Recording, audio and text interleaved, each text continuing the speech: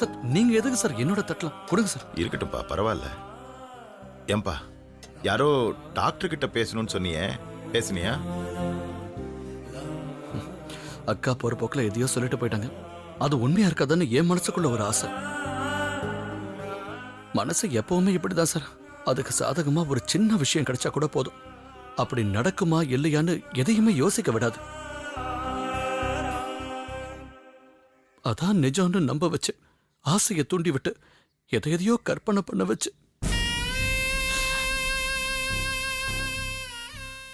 அக்கா சொன்னதுக்கு அப்புறம் அவ உயிரோட இருக்கிற மாதிரியும், ஜெயில இருந்து போனதும் என் லவ்வரை போய் நான் பார்ப்பேன், எல்லாரும் ஆசீர்வாதத்தோடையும் அவளை நான் கல்யாணம் பண்ணிக்குவேன், குடும்பம் குழந்தைன்னு சந்தோஷமா இருப்பேன்னு மனசுக்குள்ள பல வருஷ வாழ்க்கையை நான் வாழ்ந்துட்டேன் சார். ஒரு உறவுன்னு கூட இருக்கிற சந்தோஷத்தை விட தொலைச்சிட்டு திரும்ப கிடைக்கிறப்ப வர்ற சந்தோஷம் ரொம்ப பெருசு இல்லை சார். கடவுள் எனக்கு அழகான ஒரு தேவதையை கிஃப்டா கொடுத்தார். என் மேல நம்பிக்கை இல்லையா என்னன்னு தெரியல, பாதியிலே அதை திரும்ப எடுத்துக்கிட்டார். என் லைஃபே முடிஞ்சிருச்சுன்னு நினைச்சப்பதான் அக்கா அவளை பார்த்தேன்னு சொன்னாங்க. கடவுள் எனக்கு இன்னொரு சான்ஸ் கொடுத்திருக்காரு, என் கஷ்டத்தை பார்க்க முடியாம என் கிஃப்டை எனக்கே திருப்பி கொடுத்துட்டாருன்னு ரொம்ப சந்தோஷப்பட்டேன் சார். திரும்ப அவளை மிஸ் பண்ணவே கூடாது, என் உயிர் மாதிரி பத்திரமா பார்த்துக்கணும்னு ஆசைப்பட்டேன்.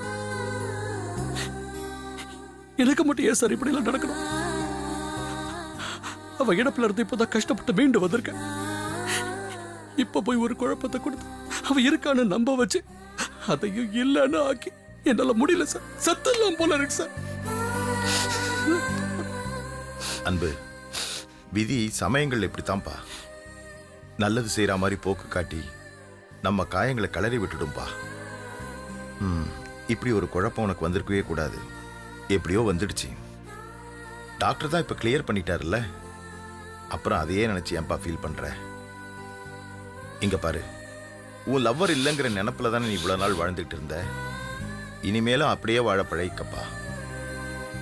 காலத்தை விட பெரிய மருந்து எதுவுமே இல்லப்பா. அது நிச்சயமா இந்த வழியிலேருந்து உன்னை மீட்டு கொண்டு வரும். நம்பிக்கையோடு இரு.